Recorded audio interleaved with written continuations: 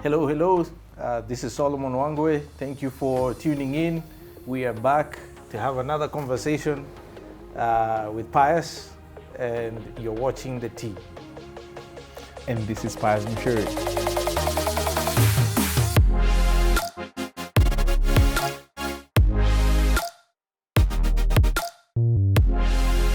Welcome to The T.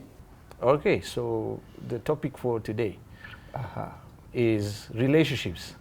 I know they told us platonic and romantic relationships, which you had trouble getting out of your mouth last time. I'm still digesting. Yeah, so if I may, kindly kick us off on that conversation. What do you have to say about relationships? How important are they? What are the rules of engagement, especially when they are romantic? Because I think every other relationship can be boxed into the platonic. Okay. Take your pick. Wow. So you've chosen the romantic, to start with the romantic, okay. Whichever you like, right? Whichever you like. I mean, first of all, let me say relationships are everything. I think they are one thing that tends to be underplayed in our season of being in school is the importance of relationship. It's kind of like being in school de-emphasizes the importance of relationship and really emphasizes on our technical abilities. But when you come out into the real life, it's all about relationships. You can have the best technical expertise, you can have the best knowledge, you can be the sharpest guy in the room, but if you can't connect with people, if you can't communicate, relay your very complex idea in a very simple fashion and move someone into some action, then it's very difficult for you to make it in your after school life. So most of us, especially when you get into leadership positions, our biggest struggle is to really upscale ourselves very, very rapidly in terms of building these soft relationships in the course of doing business. If you're selling to someone, are you really selling or are you really building a relationship? For the guys who I have observed during my career, the guys who are really up to selling, then they tend to really have very short-term business or they are not very successful. But the guys who really build good networks, solid, genuine friendships, relationships, then the business becomes a natural byproduct of the relationships. But let's talk about this subject of romantic relationships because we get it out of the way. Yes. From where I sit, there are three kinds of romantic relationships that we'll get into. And the first one is when you just you're becoming aware of yourself, and that's what we tend to call a crush. You're having a crush on someone, and that's more, it's more about becoming aware of your orientation and that there's something different between a female and a male, and there's just that natural attraction. So everybody has had a crush. Please don't lie to me. Everybody has had a crush. The second one, I think the second one is the most interesting. Is the one we say you are head over the heels of someone. You literally fall in love with someone. It's like many people tend to call it their first love. And nobody forgets their first love, right? Ama ni mimi peke yangu, eh? I look like I'm the only one in this conversation. If you guys have never fallen in love, it's okay. It's just me. So the first one, that tends to really come, especially in your 20s or late teens, and it's something. It's an experience that most of the time ends up, unfortunately, with a heartbreak for many people. Very few of them really progress to the next stage. Then the third one, and I'll give you Solo to give your own experience on this. I'm just giving my version here. The third one are what I call kingdom-like relationships. Kingdom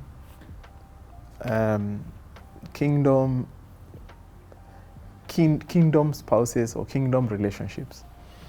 These tend to come from very unexpected people. You've been hanging around this person, they're just your friend. In fact, you call each other bro and sis, you know, and things are just moving, and you have such a genuine relationship and genuine care for one another. And this tends to eventually surprise many people that they develop. You're like, Allah, I was meant to marry this one, you know, and she's always been around. And that's also kind of what I was told before I got married. Told by the Pius, you know, your wife will not come from very far. Somehow she just comes from there. And we had this hangout every end of the month in my house. You know, guys who loved God, and they would come to hang out. We would listen to lots of gospel music. We would dance a lot. We would praise. We would pray also. Hey, and those are your kinds of hangouts. Those were my hangouts. Those were my hangouts. Those were on Fridays. On Friday.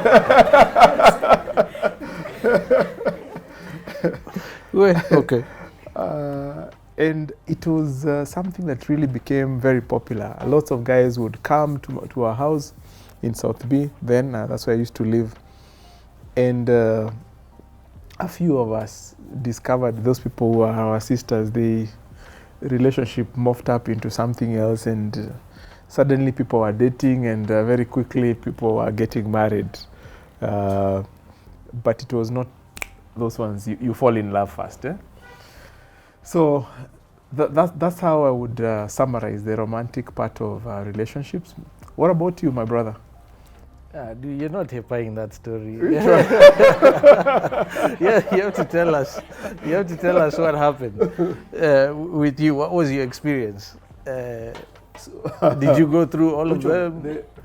The three types? Me, I didn't even know there were three types.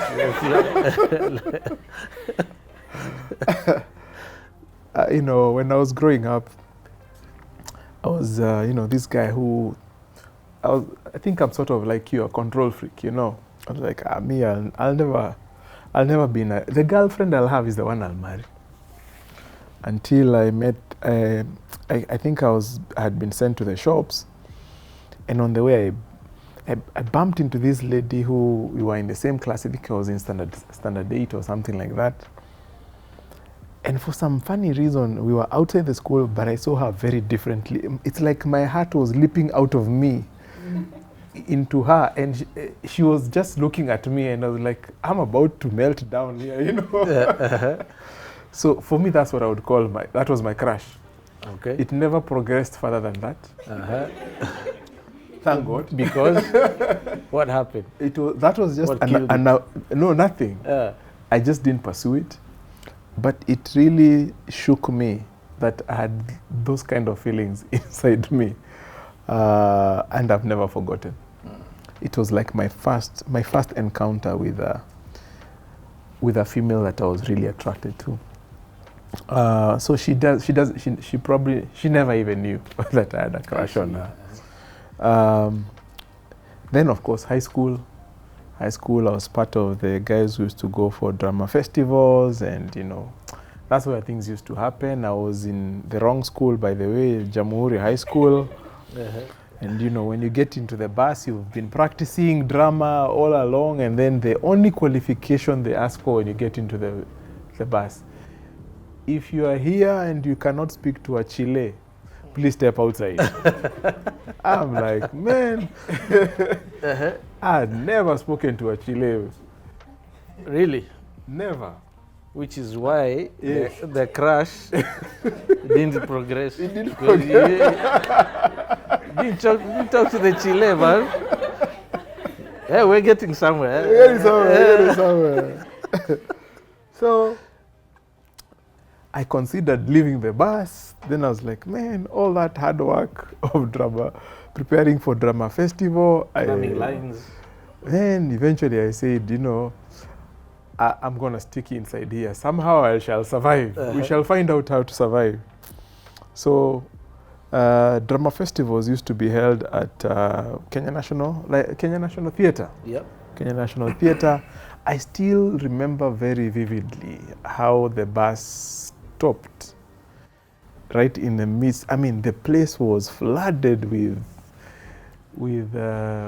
students and with Chiles especially. And my heart was pounding, you know. And then this guy comes and says, now, everybody, get out there and conquer the place. What does that mean? Are you supposed to conquer? Huh? I'm telling you, I did not know how I was. Didn't know how. I was not feeling my legs, how they were walking. But I got out of the bus and somehow stumbled in front of St. George's. And I was in front of some Chiles by myself. I don't know where the rest went. I just couldn't see anything beyond me, you know. I was in front of St. George's Chiles, and the only thing I could do is to smile. I smiled, and there was a smile back at me, and I was instantly healed. Good stuff. I struck a conversation, and I started seeing guys, you know, they were pointing fingers at me. Hey, that guy is good, man. That guy did not even waste time. They don't know you're a novice, just stumbling your way through. So I remember at the end of that drama festival, we exchanged contacts with this chick. I still remember she was a Kale. You know, those days there were no phones, so the only thing that you could give them was their post office box. So I gave them post office box for Jamu, and we started sending each other letters. And you know, when you're going for lunch, that's when entering the place for lunch, there used to be a big table where they put letters. So I would pass by there, man, letters are arriving, written Pius Muchiri, man. Guys are like, man, that guy is good. He had game. And do you remember the newspaper? It had this, towards the last section, classified section, there was a small cartoon that used to say, love is. Yep. Okay, I don't know about this generation. Is it still there? But there was a cartoon. I remember that, yeah. A very small cartoon that used to say, love is something. So I would cut out that piece of paper and I would put it on my letter, and it would go. Was it the one with like the dude and the chick cartoon characters always doing something? Yes, love is. I think it's still there. It's still there, I think so. I haven't read a newspaper. Everything's on digital now. So I had this girlfriend in St. George's. So I can say St. George's was the place I got my first girlfriend. Hey. Not bad. Whom I met for the first and the last time at the drama festival, because we were only girlfriend and boyfriend on letter. It was just for show off. And it was a nice experience. It was a nice experience. It was nice to know that I can like someone. It was nice to know that also someone can like me. And I think that's something very healthy for all of us. It's important to know that other people can appreciate you, and also it's important for you to know that you appreciate others. I think for me that was a valuable lesson. It never progressed again beyond that. Okay. So I was a novice like that. We are waiting for your story, so I'm laying the foundation for you. Yeah. Then of course, my kingdom-like relationship it now came during that season. We used to meet at my house in South B, and we were many guys who were in their early 30s, ladies and men. We just loved God. We just loved God. And there was this chick, man. The first time she came and she opened her mouth, I was like, this chick is not real. As in, she was saying all the right things. You know, all the right things that you want to hear. I'm like, as in, this must be a fluke. You know, it's like a jigsaw puzzle was falling in place. And you guys can tell how old a Pius is.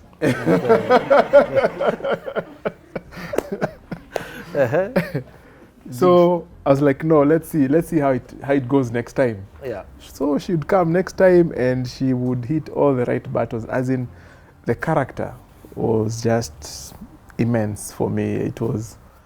That was my biggest pulling factor. Her character was just out of this world.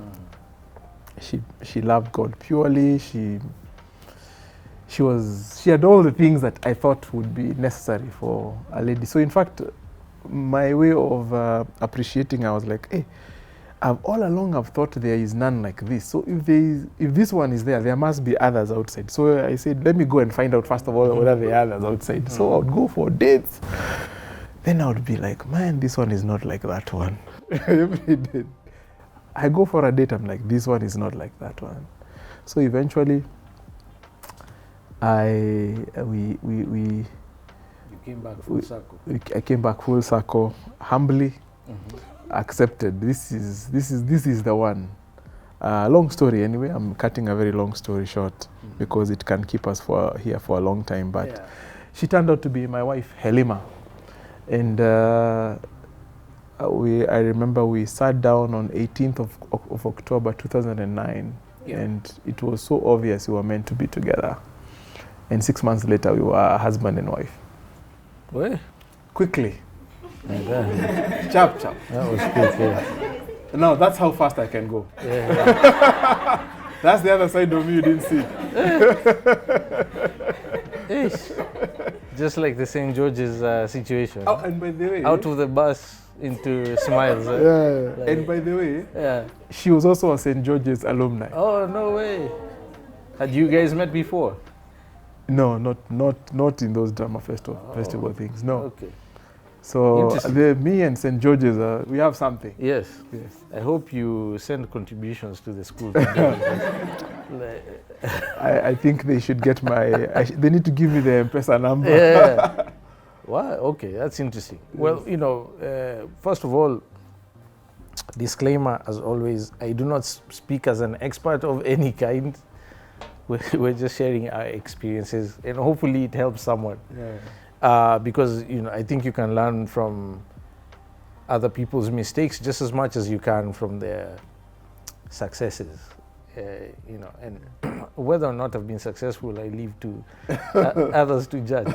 But for me, relationships now, I would say, are the most critical factor in life. Right from which family you're born into, your relations with your family members, because that's your training grounds, school, relationships, and school is huge, and especially the latter years of school.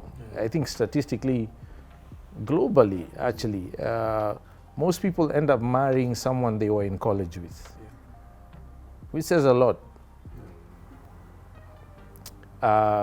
So choose your schools carefully. That's a moral to the story for me there, because it all boils down to the same thing. Who are you hanging around? You just mentioned at the beginning before we started shooting, you are the average of the six people you spend most time with. That's a frightening thought for me when I think about it in those terms, because then I'm like, who am I spending time around? Is it for those of us who travel a lot, is it a dere? Is it a work colleague? What kind of person are they? Is it, and to think that your life is the average of the six people you spend most time with, your spouse. Are you influencing them or are they influencing you? Yeah. I mean, there's a lot to unpack there. Yeah. But to keep it short, you cannot overstate the importance of relationships of any kind. Now, speaking about romantic relationships, I've never had issues in that department. And by that I mean I haven't struggled to relate to. Well, does that mean you didn't have a crush or something? I had plenty. Okay. I had plenty, and they all liked me. Okay. In fact, my problem was picky, ponky. You know, which one do I pick? And I'm not saying that to brag. So I'm the firstborn in my family. I have two younger sisters. So I grew up in a house primarily full of estrogen. Because my dad was at work, he'd come in late. I was generally around women. Yes. And so by virtue of that, I didn't struggle to relate with women. I understood almost subliminally how to interact with chicks.